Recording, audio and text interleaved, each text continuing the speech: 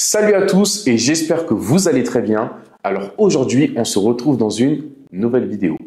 Et dans cette vidéo, j'ai l'honneur, le privilège, et ce n'est pas de la courtoisie, non, c'est vraiment un honneur, une grâce de recevoir Noémie dans ce podcast qui va nous raconter son témoignage. Mais avant qu'elle puisse se présenter, j'aimerais vous remercier car à l'heure où cette vidéo est sortie, nous sommes 200 000 sur cette chaîne. C'est juste une dinguerie. Incroyable. Mais si on m'aurait dit que Sœur Co que je regardais allait être sur ma chaîne Pour tes 200 000. pour mes 200 000, j'aurais pas cru.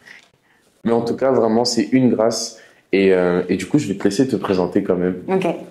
Moi, je m'appelle donc Noémie. J'ai fondé le ministère qui s'appelle Savoir Chrétien. C'est un ministère d'évangélisation sur les réseaux. On peut me retrouver sur YouTube et Instagram. Et on me connaît sous le nom de Sœur Co, qui est le compte que j'ai créé pour montrer que être chrétien, c'était pas seulement le dimanche. Et comment je pouvais inspirer au quotidien ceux qui avaient envie de suivre Christ. Exactement. Et vraiment, on sait tous combien elle a béni la vie de plus d'une personne. Mais elle n'est pas arrivée comme ça, Sœur Co, hein. Il y a eu plein de choses derrière, il y a eu une histoire derrière. Comme je l'ai dit, on est tous des Bibles ouvertes. Et donc, dans cette vidéo, elle va nous plonger dans l'histoire de sa rencontre avec le Seigneur avant d'arriver à ce ministère-là qui bénit des milliers de personnes à travers le monde. Donc, sans plus tarder, on va écouter son témoignage. C'est parti. Donc moi, je m'appelle Noémie. Actuellement, j'ai 26 ans. Et mon histoire, elle est vraiment incroyable. Je le dis pas par orgueil, mais Dieu m'a vraiment... Si Dieu m'a touché moi, il peut le faire pour tout le monde. Parce que personne n'aurait mis une pièce sur le fait qu'un jour, je croirais en Dieu. Du coup, je suis née dans une famille avec un papa qui... avait des parents qui étaient catholiques et qui a beaucoup souffert quand il était enfant dans les écoles religieuses, etc.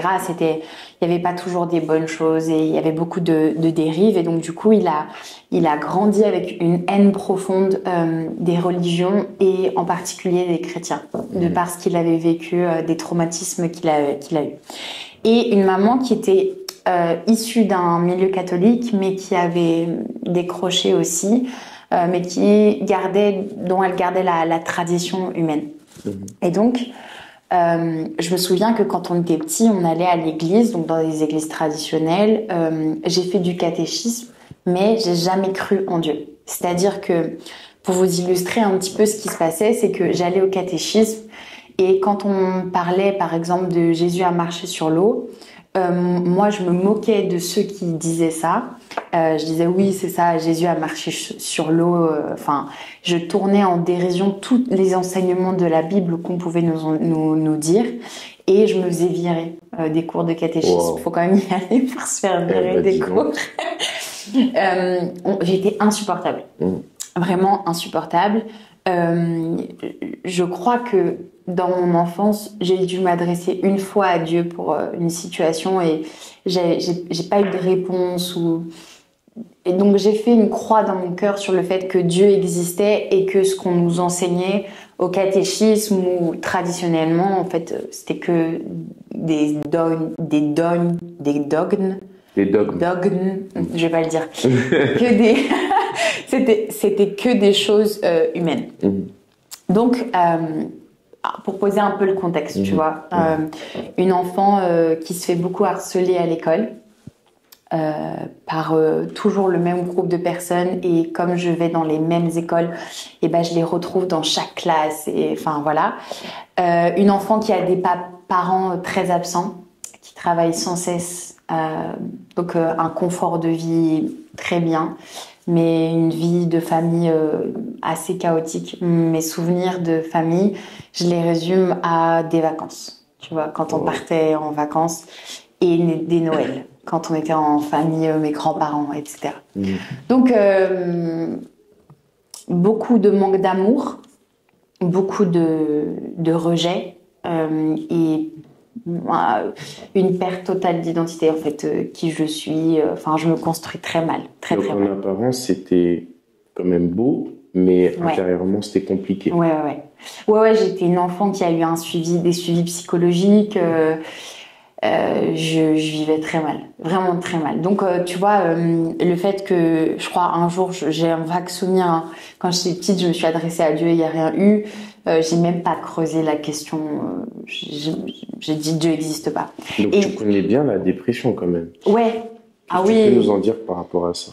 C'est un état dans lequel tu es où tu vas avoir des crises d'angoisse, tu vas avoir un stress qui vient monter directement, tu vas être dans un état de tristesse, tu vois. Quand j'étais enfant, j'ai passé des nuits et des nuits où la journée, j'étais celle qui faisait rire les gens, en même temps je me faisais harceler et le soir je pouvais pleurer pendant 3 à 4 heures dans mon lit et m'endormir en pleurant. Moi, mon enfance, elle est résumée. La face cachée de mon enfance est résumée à ça. Parce que si tu me regardais de l'extérieur, t'avais l'impression que j'étais une fille pleine de vie. Il y avait vraiment deux Noémies. Il y avait la Noémie que je dois montrer aux gens et la Noémie, la petite fille que je suis, tu vois, au fond. Ouais. Donc voilà, je grandis un peu dans ce schéma-là. Et j'ai 10 ans, je fais ma première communion et je dis je remettrai plus jamais les pieds dans une église. Tu vois, genre je fais cette sorte de promesse de dire c'est fini pour moi, l'église c'est pas pour moi, Dieu c'est pas pour moi. Je suis allée jusqu'à ma première communion, vous êtes bien sympa mais c'est fini. Tu vois. Et donc je remets plus les pieds dans une église, je me considère pas comme chrétienne, je me considère même comme athée et athée extrême. C'est-à-dire que je fais pas seulement pas croire. Et à partir de ce moment-là, désolé, mais t'as quel âge? J'ai 10-11 ans. Waouh. Ouais. Je suis très jeune. Hein. J'étais une enfant très développée pour mon âge, très très très développée. Tant physiquement que mentalement, j'étais très très avancée pour mon âge. J'ai toujours été très avancée. Et c'est parce que j'étais flemmarde à l'école que... De toute façon, c'est scientifique, ça, que les femmes sont plus avancées. Ouais, mais vraiment, tu vois, j'ai vu plusieurs spécialistes et tout, j'étais très, très, très, très avancée. Et donc, je fais ce truc, cette promesse, et je deviens... je sais pas exactement quand, tu vois, à quelle période, mais je sais qu'à un moment donné, il y a un shift dans ma tête et je deviens athée extrême. Mais du coup, quand je dis athée extrême, c'est pas genre je me contente de pas croire en Dieu. C'est que tout ce qui touche à Dieu, tout ce qui est en rapport avec des hommes et des femmes qui croient en Dieu, je vais le détruire. Vraiment. Et je vais le détruire par la pensée de l'athéisme et je vais le détruire par la science. Parce que, en même temps, tu sais, il y a des gens qui disent je crois pas en Dieu et en même temps, je sais pas trop d'où on vient et c'est ok. Moi, c'était... Je crois pas en Dieu, mais je mets ma foi, mon espérance en la science et en la pensée de l'athéisme. L'athéisme, c'est vraiment un esprit. Hein. C'est un dogme, c'est une domination. C'est il y a depuis tout temps des grands chercheurs, des grands penseurs de tous les siècles, dont la philosophie en fait aussi partie, etc. Qui vous détruisent ce que la Bible dit par des réflexions humaines et par un manque de connaissances et et c'est vraiment quand vous vous intéressez aux travaux des plus grands athéistes, limite tu deviens adepte à ce qu'ils disent, tu vois. Et il y a jamais une forme de neutralité, il y a toujours une forme de il faut qu'on prouve aux religions qu'elles ont tort. Mais c'est fou parce que quand tu veux prouver que quelque chose n'existe pas en sachant qu'il n'existe pas. Ça veut dire tu dis que Dieu, si Dieu n'existe pas, pourquoi enfin pas toi, hein, mais la pensée de l'athéisme, c'est quand même quelque chose de pas trop, enfin logique, oui, dans le sens où voilà, il y a eu des recherches, il y a eu des gens qui se sont intéressés au sujet, etc. Mais quand j'y pense, je me dis, c'est comme si j'essaie de nier que ce téléphone existe. Bah, il est là.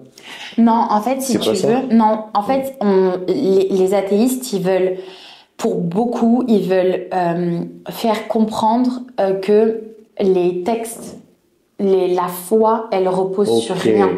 C'est pas prouver que Dieu n'existe pas, parce que même un scientifique pourra jamais te dire Dieu n'existe pas. Il va pas croire en Dieu, mais il peut pas l'affirmer genre à 100% parce que il y a tellement de données qui lui échappent Il y a tellement de choses que la science sait aujourd'hui, mais ne sait pas aujourd'hui, tu vois, et sera demain, que le but, c'est pas ça. Le but, c'est de dire que tous les dogmes, toutes les traditions, tout ce en quoi les chrétiens peuvent croire, ces choses-là ne reposent sur rien.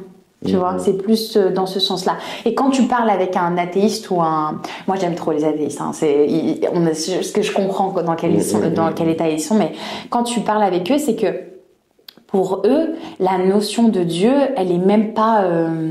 elle est inexistante. C'est-à-dire que même si tu lui dis, oui, mais attends, ça a un créateur et tout le monde a un créateur, pour eux, dans la pensée qui rejoint la science, c'est que non, c'est arrivé au fur et à mesure de milliers d'années et c'est un hasard et c'est des cellules qui se sont rencontrées, qui ont explosé ensemble. Je te démocratise un peu le langage, mais voilà, et qui ont formé ça et puis il y a eu l'évolution. La théorie du Big Bang, tout ça. Ouais, exactement. D'ailleurs, il y a un verset dans la Bible qui parle du Big Bang. La science et la Bible se rejoignent sur beaucoup de choses, sauf sur la création de l'homme. Ah ouais? Mais même Genèse, pour la petite histoire, Genèse, comment c'est décrit, en fait, ça rejoint beaucoup la pensée de la science. Ouais, du Big Bang, que la lumière soit. Ouais. Et le Big Bang, c'est une explosion. Exactement. Et là où on diffère, c'est sur la création de l'homme, en disant que l'homme n'a pas été créé de l'évolution, mais l'homme est tiré de la terre, Adama. Ouais. Wow. Ouais. Et c'est pour ça qu'il y a plein de scientifiques qui croient en Dieu et bon bref, c'est encore d'autres choses après. Mais donc voilà, je grandis dans cette pensée et une haine profonde se développe. Je vois aussi mon père, tu sais, il y a des études qui ont été faites, je l'ai appris récemment, où l'enfant a vraiment 90% de chances de suivre la religion de son père, la foi ou la croyance de son père. L'épigénétique. Ouais. On est plus tenté d'aller vers le père que vers la mère. C'est pour ça qu'il faut faire très attention. Tu vois, avec qui tu te maries, qui sera le père des enfants, parce que on va reproduire les schémas du père. C'est la source. Ouais. Et donc, je deviens très, très athée, militante. Je pense que si j'avais été genre à l'époque de la Bible, de Paul et tout, j'aurais pu tuer des gens. Honnêtement, à cause de leur foi. Wow. Tellement ça devenait un combat. C'est ça qui était paradoxal, c'est que je crois pas en Dieu, mais je pensais à Dieu tous les jours dans le but de détruire la foi en Dieu. J'allais dire une poêlette, une solette. J'étais vraiment à un niveau. Et quand je le dis aujourd'hui, les gens ont vraiment beaucoup de mal à comprendre, à percevoir qui j'étais, mais mon but était vraiment de faire perdre la foi aux gens. Et j'ai malheureusement réussi dans certains cas. Tu vois, des gens où leur foi n'était pas solide, où leur relation avec Dieu n'était pas développée. Et en fait, j'avais tellement des arguments, je me renseignais tellement au niveau scientifique et athéiste que ça faisait pas le poids. Mais déjà, ce qui est assez véridique, c'est rien que le fait de montrer que ce sentiment était en toi, c'est déjà... En fait, on le croit. On le croit, peu importe ton âge, du moment où tu peux mettre un mot sur ce que tu ressentais et dire que tu avais une haine contre tout ça. Profonde. Wow. Une haine profonde. Et pour essayer d'illustrer un peu qui j'étais, tu vois, si par exemple tu me parlais de Dieu, j'allais te répondre vraiment de manière virulente. Avec agressivité et j'allais te rentrer dedans. J'allais me boucher les oreilles et dire en fait je t'écoute pas. Tu vois, à tel point ça m'était insupportable. C'était physiquement impossible pour moi d'entendre un discours qui essayait de me convertir ou même de juste de me partager. Non, ne me partage-moi pas ta foi. Ta foi, je m'en fiche. Ton Dieu, je m'en fous. J'ai beaucoup insulté Dieu, insulté la foi des gens. J'ai très été dans le mépris. Je te dis, personne n'aurait mis une pièce. Hein. Wow. Ouais, personne aurait mis une pièce. Même toi sur toi-même? Non, jamais. Jamais. J'avais vraiment cette notion de je préfère limite mourir que de croire en Dieu. Eh ben, dis donc. Ça va loin, ça va très loin. Ouais. Étonnamment, j'ai des amis dans mon entourage qui se convertissent. Alors, à la base, j'avais un entourage athéiste. Et puis, petit à petit, ils se convertissent à l'islam. Je comprends pas du tout. Je pleure même, tu vois, en disant, mais en fait, votre vie, elle est ruinée. Vous croyez en un Dieu, il y en a d'autres, ils se convertissent pareil, enfin ils deviennent chrétiens plus engagés, on va dire. Et votre vie, elle est ruinée en fait. Vous pensez, à cette époque-là, je sais pas, oui, est-ce que Dieu, l'islam a raison, chrétien a raison et tout. Je pense juste au fait que vous, maintenant, vous croyez en un Dieu, mais surtout, vous allez vous soumettre à des lois qui vous emprisonnent en fait, et qui c'est pas la bonne chose. Tu vois un peu le personnage. Le système de pensée est incroyable. Donc, j'avance dans ça. Et donc, quand j'ai 16 ans, je rencontre un garçon qui est issu d'un milieu évangélique. Donc, sa maman est évangélique. Il a une vie qui est compliquée. Donc, lui, il va à l'église, il essaye d'avoir la foi, etc. Mais sa foi, elle est aussi bancale. C'est pour et là, c'est un peu à quel âge que vous vous rencontrez? 16 ans. 16 ans. 16 ans, exactement. Et donc, problème, c'est que je m'attache à ce garçon, je l'aime. C'est vraiment, tu vois, en plus, j'ai pas Dieu, donc en fait, c'est tout ce que j'ai, ce garçon, mis à part ma famille, etc. Sauf qu'il y a la foi. Et la foi, c'est un très, très gros problème entre nous.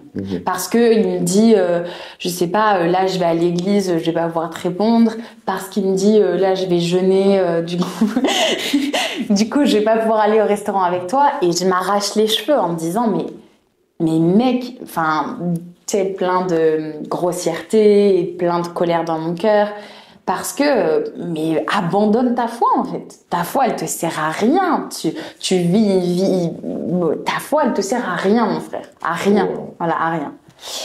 Et donc, tu vois, il y a ce paradoxe de j'aime ce garçon, je suis très jeune, une relation qui est assez toxique aussi, dans le sens, tu sais, des fois, c'est pas que les personnes sont toxiques, mais qu'ensemble, vous avez vous-même des choses qui sont à régler, du coup, vous créez de la toxicité ensemble. Bref.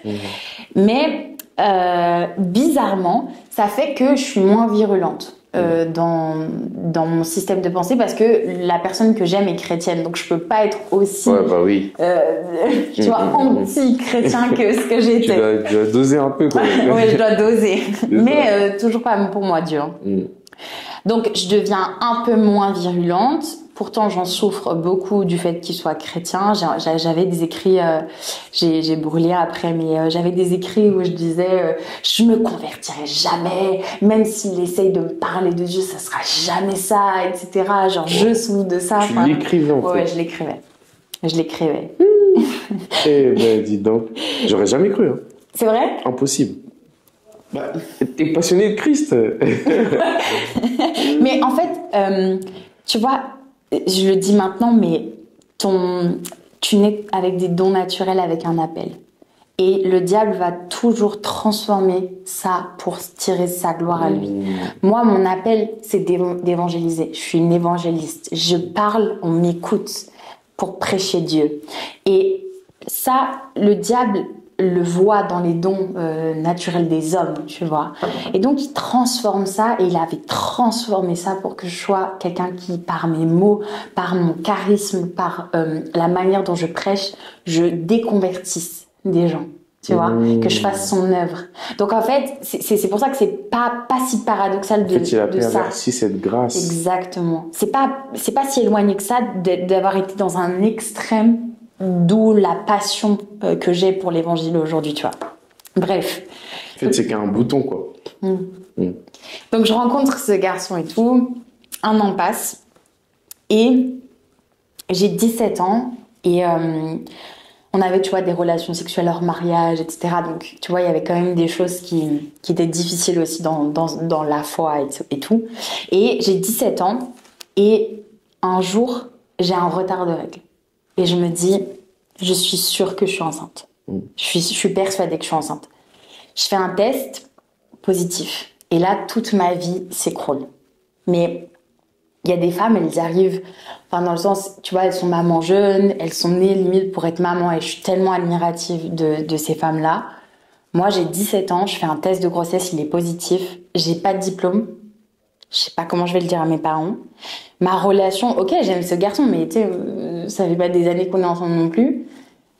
C'est impossible pour moi de garder cet enfant. Impossible. Donc, Panique. Eh ben, dis donc. Panique à bord. Je l'appelle, voilà. 17 ans, t'es un bébé, hein, t'es jeune. Je me dis, je vais faire les démarches pour faire un avortement. Donc, je vais au planning familial, il m'accompagne, je fais les démarches. Il fallait prévenir un adulte quand t'es mineur. Je l'appelle mon frère, je lui explique, je lui dis, voilà, il faudrait que tu signes les papiers pour que je fasse un avortement. C'est toute honteuse, vraiment. Ça se lance la démarche. Je fais les échographies. Et à partir du moment où j'étais enceinte, j'avais vraiment le sentiment que directement, c'était... il faut que je protège ce bébé. Même si je le voulais pas, tu sais, il y avait une sorte d'instinct de mère, enfin bref, quelque chose qui s'est débloqué à l'intérieur de moi. Et j'en parlais à personne. Et dans cette suite-là, un jour, je me lève et j'avais vu c'est vous parce que Dieu passe par n'importe quoi. J'avais vu une prière dans Grey's Anatomy qui disait « Je ne te connais pas, mais si tu sauves cette malade ou quelque chose comme ça, je vais te chercher, je vais te donner ma vie. » Et c'était resté dans ma tête, en fait, cette prière, tu vois. Dans Grey's Anatomy, alors que voilà, Grey's Anatomy, c'est quand même... je sais pas si tu connais. Non, je connais pas. Ok, il y a vraiment de la débauche. C'est vraiment pas... C'est très paradoxal, c'est très américain, tu vois. C'est en même temps le péché, en même temps la grâce. Ouais. Et donc, je me lève et je vais en cours et je suis complètement déphasée. Je veux pas te faire cet avortement parce que je me dis que c'est la vie et que la vie, tu t'en débarrasses pas comme ça, que ça a un prix. Et en même temps, je veux pas garder cet enfant, tu vois. Donc, je suis dans une situation terrible. Et puis, je m'assois, je vais en cours, je m'assois à ma table et je sais pas, il y a un truc dans mon cœur qui dit si Dieu existe, c'est le seul qui peut changer ta situation. Là, il y a rien d'humain qui peut faire quelque chose pour toi. Personne, si ce n'est Dieu. Alors, je mets mes mains, tu sais, de façon traditionnelle comme ça. Je ferme mes yeux et je dis je sais pas qui tu es. Je sais pas si tu t'appelles Allah, Bouddha, Jésus. Mais je sais que si tu changes ma situation, je vais te chercher. Et je le dis pas de manière orale, je le dis dans mon cœur. Tu vois. Et j'ai parlé à Dieu. J'ai parlé à Dieu, vraiment. Et je lui dis comme ça, je vais te chercher. Si tu changes cette situation, je veux pas faire d'avortement, mais je veux pas de cet enfant. Je vais te chercher. Et c'était la première fois que je m'adressais à Dieu. La première fois que je lui disais un truc le plus sincère qui sortait, tu vois, qui était vraiment... Tu peux pas. La sincérité qu'il y avait dans mon cœur. Voilà. Et je reprends ma vie, ma journée, tu vois. Sauf que Dieu entend. Dieu entend les prières, alléluia. Et 2 jours après, je suis en cours et je me mets à faire une fausse couche. Et je sais pas comment te dire, Clinton, mais je savais que c'était la réponse de Dieu à ma prière. Je me suis pas dit Dieu est pour la mort, hein, jamais. Hein. Mais je me suis dit, c'est la première fois que j'ai parlé à Dieu. C'est la première fois que je lui ai dit, si tu existes, change ma situation. Et je fais une fausse couche. J'avais fait tous les examens, l'œuf était bien accroché, tu sais, tout était vérifié, il n'y avait aucun signe, si on part dans le côté scientifique, aucun signe que ça allait arriver. 2 jours après, fausse couche. J'appelle le planning familial pour vérifier, parce qu'il doit vérifier, tu vois, que c'est bien ça, que c'est pas juste des saignements comme ça. Je vais au planning familial. Sachez que d'habitude, le planning familial, il y a toujours des gens. Moi, en tout cas, celui où j'allais, il y avait toujours des gens, tout le temps des gens, soit des patients, soit, tu vois, toujours des gens. Je vais au planning, il y a personne. Il y a une personne qui me dit montez en haut et le médecin va vous recevoir. Je monte et je sentais même pas la douleur. Alors que, tu sais, une fausse couche, c'est comme un accouchement prématuré, donc t'es censé sentir quand même un peu des douleurs vraiment fortes. Il n'y avait pas de douleur. Je monte, je m'assois sur une chaise. Le médecin, il tarde à venir et là, j'ai une expérience avec Dieu. Wow. Je suis assise sur cette chaise et c'est comme si Dieu vient et me prend dans ses bras. Et là, j'ai une chaleur, une paix, un amour qui monte. Et tu sais, genre, tu fais... C'est fini. Un truc que aucun homme ne peut te donner.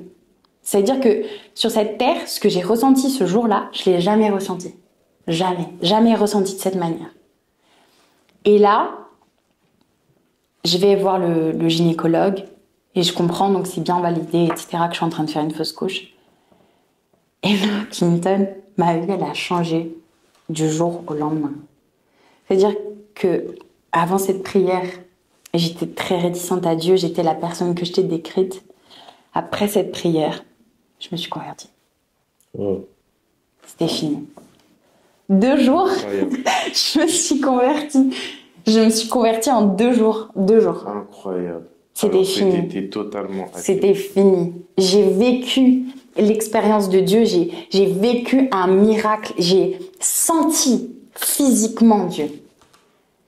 C'était fini. Oh. En tout cas. Et pour l'histoire, du coup, parce que je te rappelle, j'ai rien écouté dans les cours de catéchisme. En fait, je suis pas prédestinée à aller vers Jésus ou autre, tu vois. Genre, vraiment, je suis en mode... Bon, moi, j'ai parlé à un Dieu. Je lui ai dit si t'es Allah, Bouddha, Jésus, mais j'en sais rien. Je sais pas qui il est. Donc, oui, c'est ça, justement. Oui, tu vois. Donc... Faut savoir c'est qui maintenant. Donc, j'ai parlé, ok, Dieu existe. Ok, si j'ai cette base-là, Dieu existe. Et Dieu est amour parce que ce que j'ai ressenti, j'ai jamais ressenti... autant d'amour et de paix à l'intérieur de moi. J'étais une enfant très brisée, hein, comme on a dit au début, très très brisée aussi, au-delà du côté très anti-Dieu. J'étais une enfant qui connaissait pas qui elle était et qui avait énormément de souffrance à l'intérieur d'elle. Et donc, je me dis, bah, je vais chercher. Donc, je commence à voir dans le Coran, pourquoi 3 religions, que je commence à voir dans le judaïsme, dans le christianisme. Et en fait, je voulais pas en parler aux gens qui étaient autour de moi parce que je voulais pas que leurs paroles m'influencent. Tu vois, je voulais pas qu'ils disent, ouais, mais en fait, c'est Mohamed, c'est Jésus, etc. En fait, moi, je voulais, de la même manière dont j'avais rencontré ce Dieu, je voulais qu'il me guide. Tu vois, qu'il m'emmène là où il voulait que j'aille. Donc, je disais, même à mon copain de l'époque et tout, je lui disais, écoute, toi, t'as ta relation, toi, moi, je veux faire mon chemin.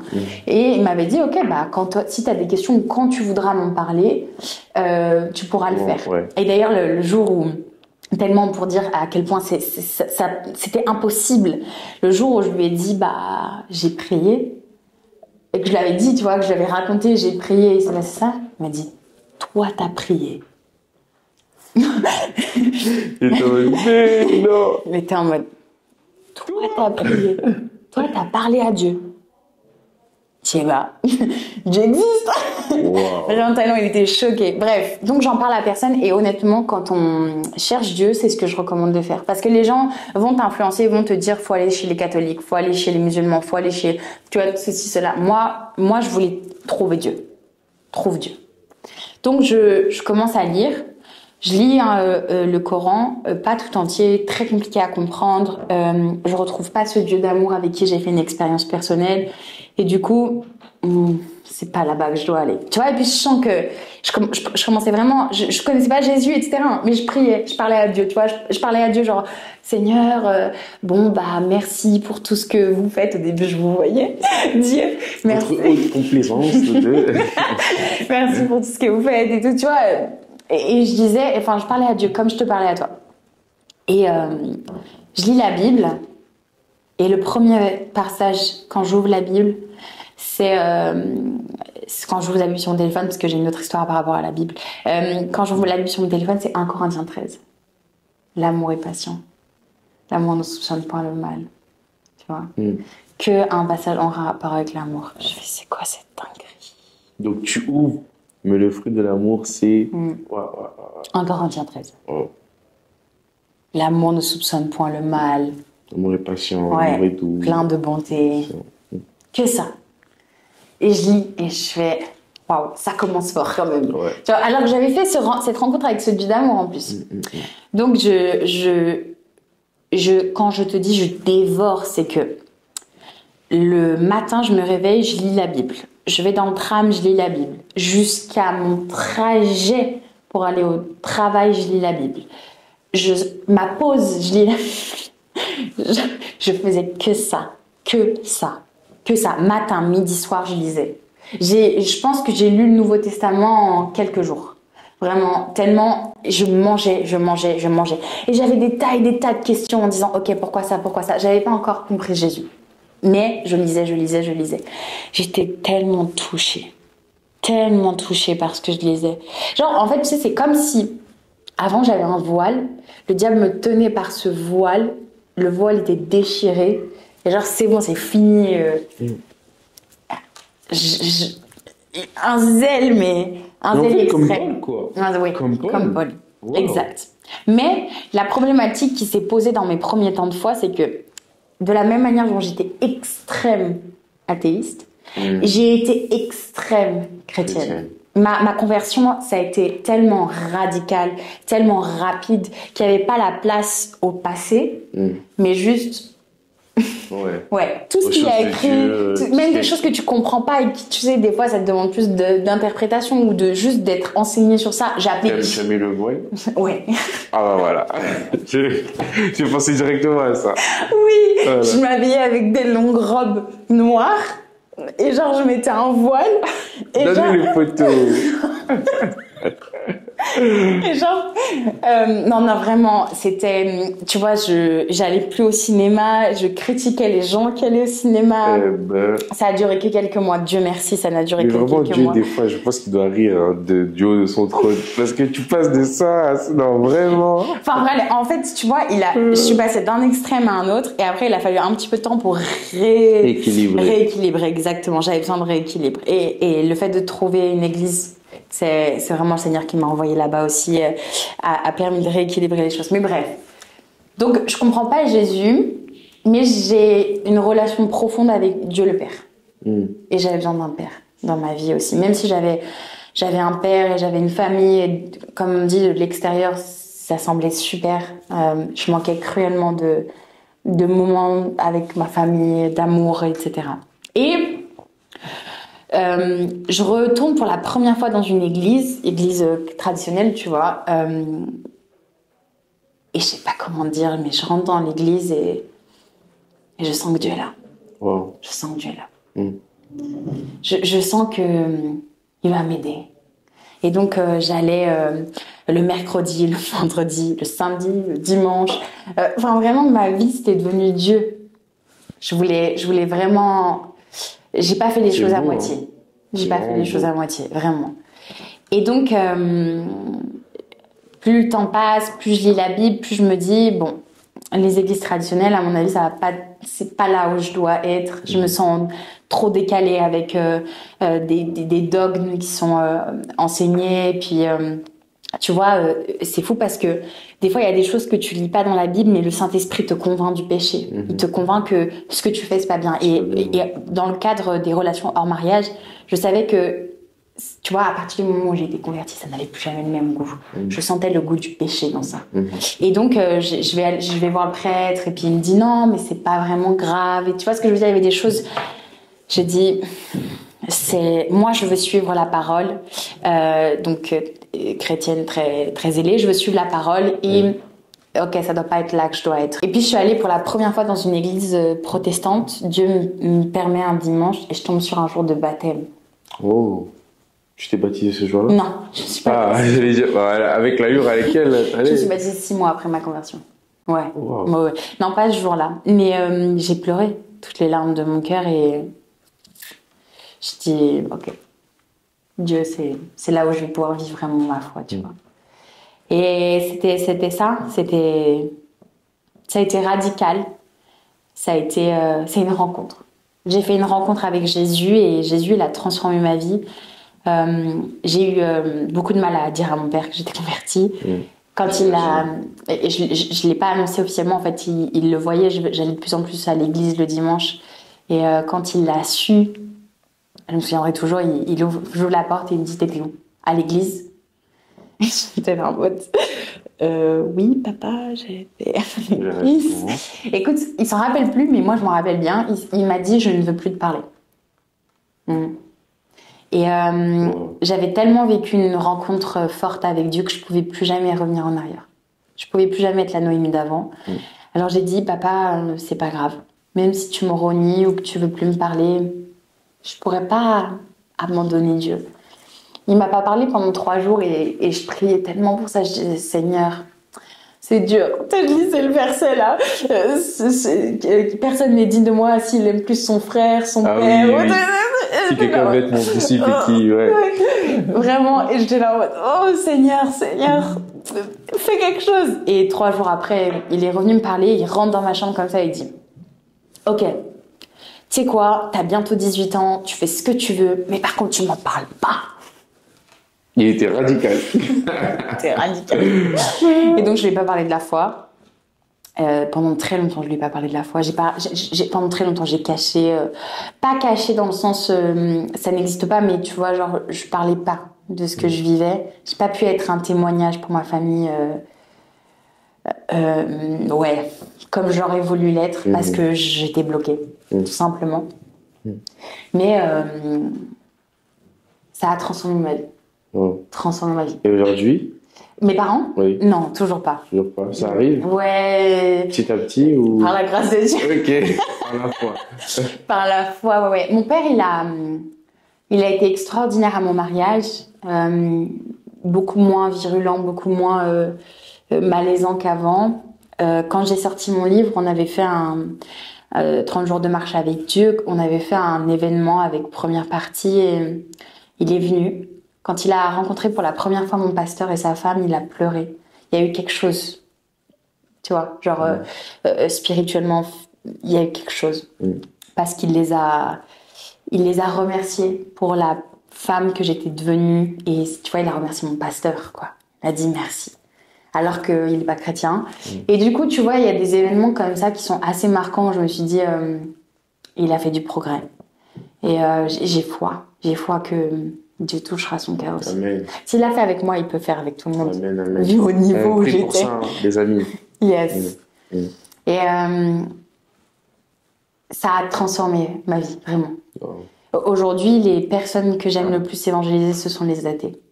Parce que j'ai été comme ça, parce que je sais ce qu'ils ressentent ou dans quel esprit ils peuvent être. Et si Dieu m'a pu me toucher, moi, il peut tous les toucher. Amen. Tous. Vraiment. Bon, en tout cas, franchement, ce qui est fort dans ton témoignage, moi, je vois pas seulement le fait que tu étais athée et que après tu t'es converti radicalement, mais c'est plutôt cette sincérité de cœur que tu as eue à un moment, et je pense que c'est ça qui détermine la qualité d'une conversion. C'est la sincérité du cœur. Et vraiment, à quelqu'un qui a cliqué sur cette vidéo parce que peut-être il a été attiré par le titre, qui est athée, etc. La Bible nous dit c'est l'esprit qui convainc. Ça veut dire peu importe ce qu'on dit, au final, notre but c'est pas de convaincre, c'est de semer la parole et c'est Dieu qui fait croître. Mais pour quelqu'un quand même qui dans toutes ses pensées a une petite brèche, une petite lueur de désir de connaître Dieu, je pense que faire cette prière, demander à Dieu, ok, moi je ne crois pas que tu existes, mais si éventuellement tu existes, prouve-le-moi. Et ce Dieu que nous servons, ce Jésus en qui nous croyons, est ressuscité, il est vivant. Donc il est capable de le faire à condition qu'on le fasse avec un cœur sincère. Et aujourd'hui, vraiment, je bénis Dieu pour ton témoignage parce que c'est ça l'évangile. C'est ça l'évangile, c'est une repentance profonde. C'est pas d'abord le manger et le boire, c'est d'abord la repentance, la justice. Et j'aimerais vraiment que Diane, merci pour ton témoignage qui était très édifiant au passage. Et j'aimerais vraiment aussi que tu puisses prier pour quelqu'un qui a besoin de faire cette rencontre-là. Peut-être que ça ne se fera pas aujourd'hui, peut-être que ça se fera demain ou après-demain, mais on peut le chercher, on peut faire un pas et Dieu en fera 9. Quoi. Donc voilà. Et juste avant de prier, si tu peux rajouter ça, la force dans mon témoignage et ce que je souhaite à beaucoup de gens, à tout le monde même, c'est que je me suis pas arrêtée à une rencontre. Ça veut dire que mon témoignage, il a commencé quand il s'est passé ce miracle, quand j'ai pour la première fois parlé à Dieu, mais après j'ai cherché. Et tout dont je souffrais quand j'étais petite, ça a pris des années. Hein. Ça fait quasiment 10 ans que je suis convertie maintenant. Mais tout ce dont je souffrais, petit à petit, il a restauré. Et il a permis qu'aujourd'hui, je sois une femme bien accomplie. Tu vois, je me suis mariée, alors j'ai quitté la relation dans laquelle j'étais. Hein. Il y a d'autres vidéos aussi sur ma chaîne qui parlent de comment j'ai rencontré mon mari, etc. Mais tout ce qui était brisé à l'intérieur de moi et qui était une sorte de carapace aussi, de se focaliser autant sur la haine des chrétiens et le combat contre Dieu. Tout ça, il a tout restauré. Il a tout restauré. Il faut pas s'arrêter à une rencontre. Il y a trop de gens qui s'arrêtent à une rencontre, juste j'ai rencontré Jésus et ça n'a pas changé leur vie, ça n'a pas bouleversé tout ce qu'ils étaient. Il faut aller plus loin. Et c'est ce que je souhaite vraiment à chacun qui regarde la vidéo. C'est à un moment donné, dans un temps que Dieu avait défini déjà depuis la création du monde, même quand je l'insultais, même quand j'étais contre lui, il savait qu'à ce moment-là précis, mon cœur s'ouvrirait et je pourrais lui parler. Et tu vois, souvent on veut essayer de convaincre les athées sur le moment, on leur dit de leur prouver que ce en quoi ils croient ne repose sur rien. Mais sauf que Dieu a décidé que quand leur cœur serait ouvert pour toucher leur vie, tu vois. Et toi, ce que tu peux faire, c'est prier. Parce que moi, je suis aussi là parce qu'il y a des gens qui ont prié pour moi. On est tous la réponse à la prière de quelqu'un, tu vois. Donc, je voulais juste rajouter ça et je veux bien prier. Non, c'était un point fort, c'était un point fort. Et j'aimerais rebondir sur ce point avant que tu puisses prier parce que, effectivement, je disais aujourd'hui dans ma story, il est possible que tu aies accepté Jésus comme sauveur, mais pas comme Seigneur. Or, le changement, c'est lorsque je l'accepte comme Seigneur. Parce que accepter Jésus comme Seigneur, c'est lui être soumis, c'est être son disciple. Et c'est le disciple-là qui change. Lorsque Jésus te sauve, il change ton esprit, plutôt il sauve ton esprit, il le cache en lui, mais ton âme est restaurée et transformée lorsque tu l'acceptes comme Seigneur. Et c'est juste ça que je voulais dire. Mais bien sûr, j'aimerais bien que tu puisses nous conduire dans un temps de prière pour quelqu'un qui a besoin d'accepter Jésus aussi. Ok, alléluia. Seigneur, je te rends grâce pour ces personnes qui vont regarder cette vidéo. Seigneur, je sais que moi qui n'étais pas méritante de quoi que ce soit, moi qui n'étais même pas issue d'une famille avec un nom ou avec une culture, Seigneur, chrétienne. Seigneur, tu es venu me chercher, tu m'as touché dans un moment que toi tu avais prédestiné, Seigneur. Je te prie, Seigneur, de toucher le cœur de la personne ou des personnes qui regardent cette vidéo. Je te prie, Seigneur, de te révéler à eux de la même manière dont tu t'es révélé à moi. Je te prie que leur vie change. Je te prie, Seigneur, maintenant qu'ils puissent ouvrir leurs mains, ouvrir leur cœur à te recevoir, à t'accepter dans leur vie, à que tu puisses démontrer, prouver, te manifester à eux, Seigneur, de manière puissante pour qu'ils puissent venir à toi, Seigneur mon Dieu, mon roi. Je te prie pour que toute pensée, tout fondement, toute domination en lien avec la science, avec l'athéisme, mais qui va à l'encontre de toi pour combattre qui tu es et tes préceptes, soit brisée au nom de Jésus. Parce que Seigneur, tu veux vraiment offrir le salut à ces personnes. Tu veux bien plus que de simples traditions. Tu veux qu'on puisse développer une relation personnelle avec toi, quelque chose de fort et puissant, Seigneur. Je te prie pour toutes ces personnes, que ces personnes puissent te recevoir au nom de Jésus, que le Saint-Esprit puisse convaincre leur cœur que tu es le bon Père, le bon berger, et que tu es mort, Jésus, à la croix pour le pardon de leurs péchés. Seigneur, je te rends grâce et je te dis merci. Alléluia. Amen, amen. En tout cas, vraiment, merci beaucoup, Noémie, pour cette prière. Amen. Et si tu as fait cette prière pour la première fois, si tu as reçu cette prière, tu peux envoyer save à ce numéro qui va s'afficher pour qu'on puisse prendre contact avec toi, te suivre, t'aider, répondre à tes questions si tu en as, afin qu'on puisse vraiment marcher ensemble dans le Seigneur. Et encore une fois, merci beaucoup à toi, Noémie, pour ton témoignage qui était vraiment pertinent. Donc n'hésitez surtout pas à aller vous abonner à sa chaîne qui se retrouvera en description. Et merci à vous d'avoir regardé cette vidéo et que Dieu vous bénisse. Amen, soyez bénis.